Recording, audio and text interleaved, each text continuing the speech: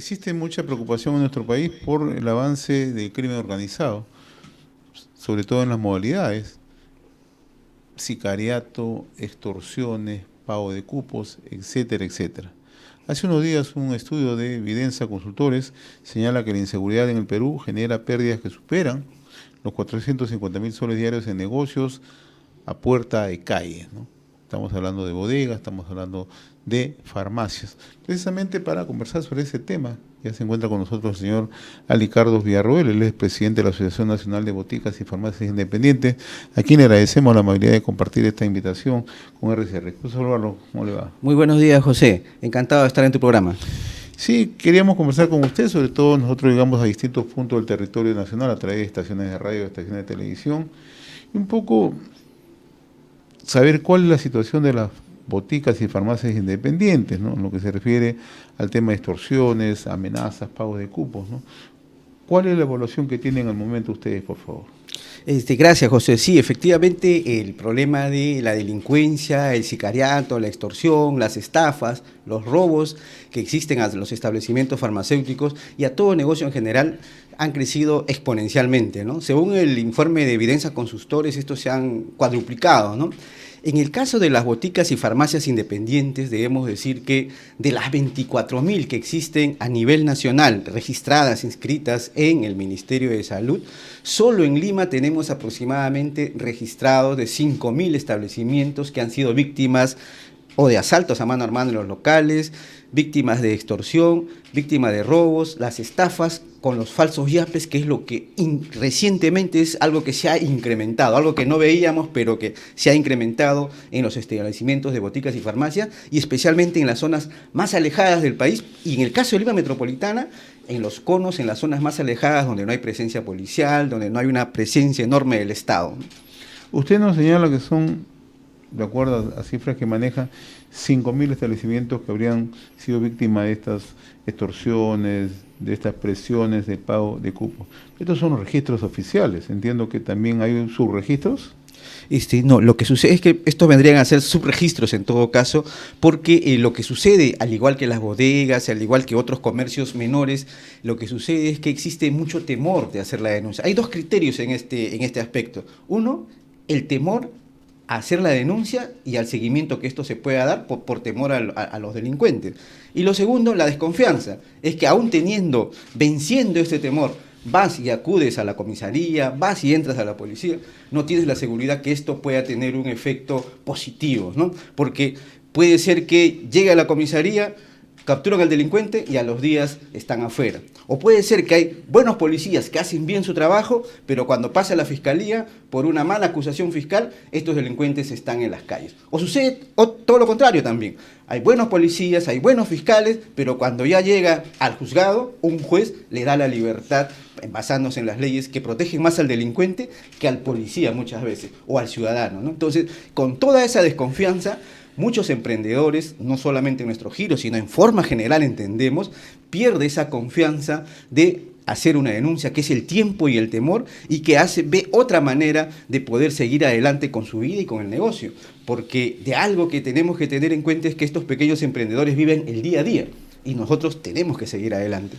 ¿Y tiene usted alguna información, señor Ali Carlos Villarroel, respecto al cierre de farmacias independientes, boticas independientes? Sí, efectivamente, a raíz de esta ola de delincuencia, tenemos información de que muchas boticas y farmacias independientes que han cerrado, ya sea porque sean víctimas de extorsión, que han tenido que emigrar a otras zonas, o que por las pérdidas que han sido ocasionadas simplemente cierran el negocio y tratan de emigrar a otras actividades o simplemente dejan esta actividad. Sucede que además no solamente por el problema de la inseguridad ciudadana, sino que nosotros vivimos el día a día en competencia con la gran cadena, el entre comillas monopolio farmacéutico de la gran cadena, sino que también vivimos con la gran fiscalización que tiene el Estado con las pequeñas y microempresas. Vive el día a día y cada vez se ha hecho una política más rígida contra el emprendedor. Ya no solamente SUNAT, SUNAFIL y en el caso de farmacias y boticas independientes, sino que tienes al Ministerio de Salud como un agente fiscalizador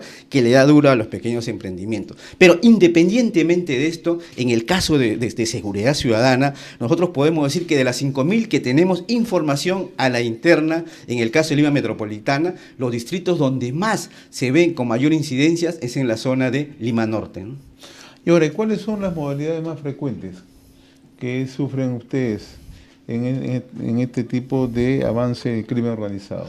Básicamente los robos y los asaltos a mano armada. Eso es lo que entran a una farmacia y se ve. Antes venían y arranchaban la caja, se llevaban algunos productos, ¿no? Lo que hoy se ve ahora y se ve registrado ya sea por las cámaras de videovigilancia de la municipalidad o del establecimiento, es que llegan a mano armada y si a alguien se le ocurre siquiera mover un dedo, inmediatamente le disparan y es víctima ya de un asesinato. Tenemos muchos colegas emprendedores, dueños de boticas y farmacias que han sido víctimas de asesinatos y obviamente cobran la vida de muchos emprendedores farmacéuticos. Nosotros estamos muy preocupados por este tema porque se ha perdido la seguridad. Un emprendedor hace el esfuerzo de invertir y trabajar por la salud, por los pacientes y contribuir con la sociedad, pero se encuentra con esta ola de delincuencia y no encuentra el apoyo del Estado. Nuestras autoridades deberían tomar más acción en este asunto y poder liderar una verdadera lucha contra la delincuencia, el sicariato y la extorsión.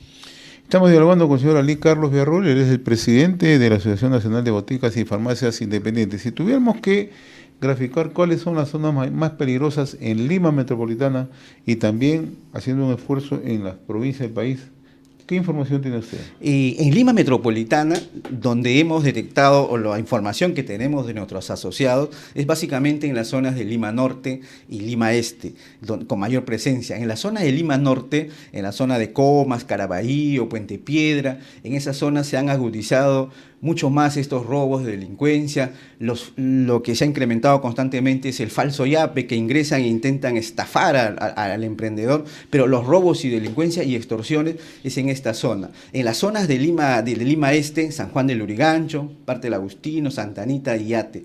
Sin embargo, acá hay algo que precisar y que se puede tomar como una iniciativa interesante de alguna parte de la Policía Nacional, que es en el caso del comisario de Comas, después se ha integrado de Caraballo, en el cual se han, a raíz de la iniciativa de nuestros emprendedores de la zona norte, al hacer las denuncias en las comisarías, estos han creado una red de brigadas de cooperantes, le llaman en la comisaría, de tal manera cuando existe la denuncia para darle confianza al emprendedor, no solamente de farmacia, entiendo que también de las bodegas y otros giros parecidos, claro. Entonces inmediatamente la policía registra esa zona, envía un patrullero, los empadrona y de una manera disuasiva. Si bien es cierto, esto es para crearle confianza y puede ser disuasiva a una zona, una parte del distrito de Lima Metropolitana, si esto se multiplicara, podría tener un efecto positivo. Pero es un hecho aislado, una iniciativa de un comisario y no de toda la Policía Nacional. Y nosotros queremos saludar a los comisarios de la zona norte, esperemos que se replique en la zona de Lima Este, donde también se ve el incremento de esta ola de delincuencia.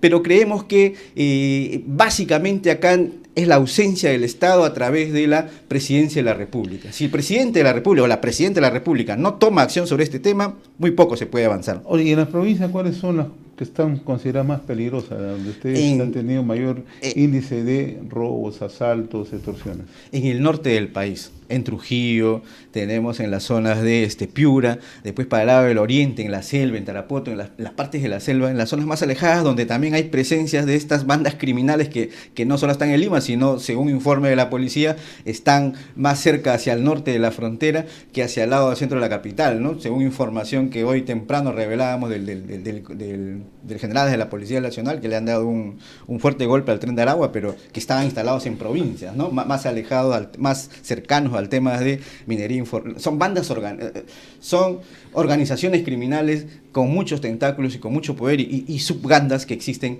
a nivel nacional, ¿no? Entonces, si el gobierno no toma cartas en el asunto, no lo pone como agenda de política nacional, lo pone en prioridad para que se pueda terminar esta guerra de la delincuencia, lamentablemente muy poco, nada se podrá hacer, estimado José.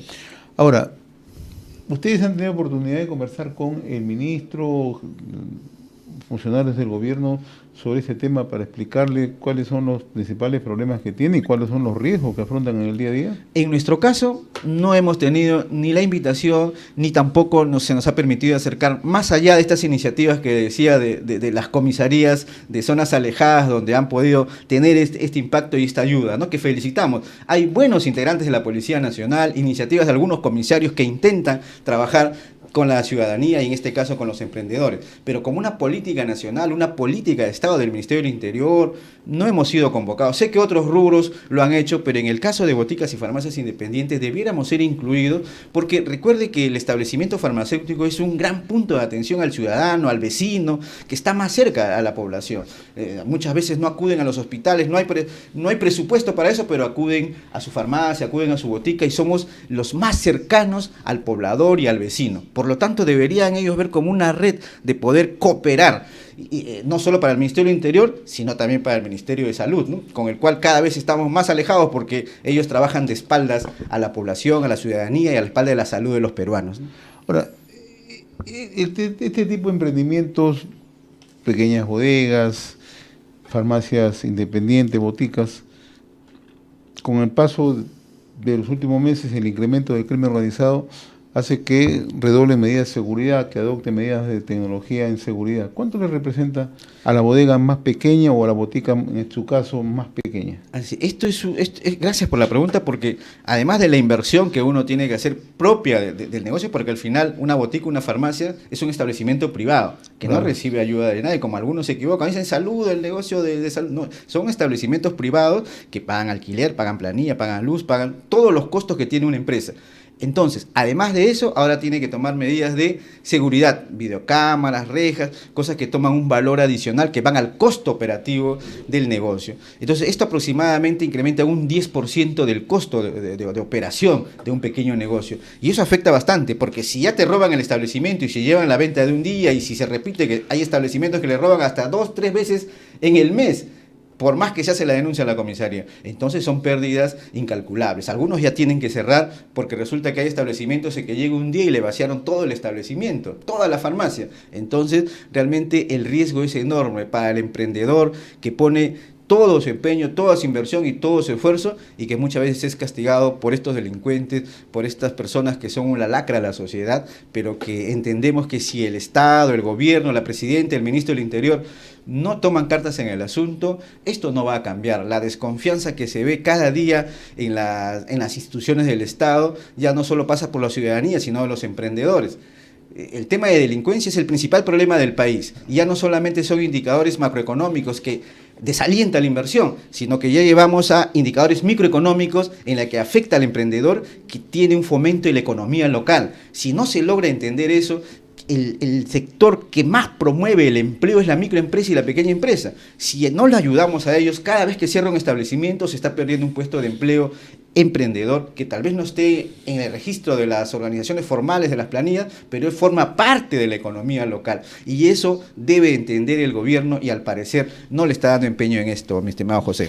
Señor Ali Carlos Villarroel, presidente de la Asociación Nacional de Boticas y Farmacias Independientes, ha sido un gusto conversar con usted y sobre todo conocer el problema que viven en el día a día, la inseguridad que ya alcanza a los pequeños emprendedores, bodegas, boticas y farmacias independientes, los costos que eso significa, pero también muchos de ellos tienen que ir a migrar a otros lugares precisamente para seguir con sus emprendimientos y por lo menos, ¿no?, poder tener ese nivel de subsistencia. Solo 2 segundos nomás, estimado José, para explicarte que además de este grave problema de la inseguridad que afecta a los costos de una pequeña farmacia y botica independiente, ahora se agrega otro gran problema que está anunciando el Ministerio de Salud para las pequeñas boticas y farmacias independientes. Además del reglamento que existe, además de la famosa lista de medicamentos genéricos que generan sobrecostos a las pequeñas farmacias, ahora se viene un nuevo manual de calidad con multas de 2 UITs hasta 4 UITs del Ministerio de Salud, donde te piden una serie de cosas que ya parece demasiado exagerado. Tal vez en otro programa tengamos la oportunidad de debatir más ampliamente este decreto supremo que el Ministerio de Salud intenta implementar a las pequeñas y farmacias y boticas independientes, que ya nos tiene realmente sosegados, nos tiene realmente preocupados porque no lo dejan trabajar. Si no Si no son que te roban los delincuentes, vienen por otro lado fiscalizadores que trabajan mal y dejan a una botica y farmacia independiente al riesgo de la quiebra y al riesgo de poder seguir operando en el país. Muy bien, señor Ali Carlos Villarroel, presidente de la Asociación Nacional de Boticas y Farmacias Independientes, muy gustoso de haberlo tenido acá en RCR. Muy amable. Muchas gracias.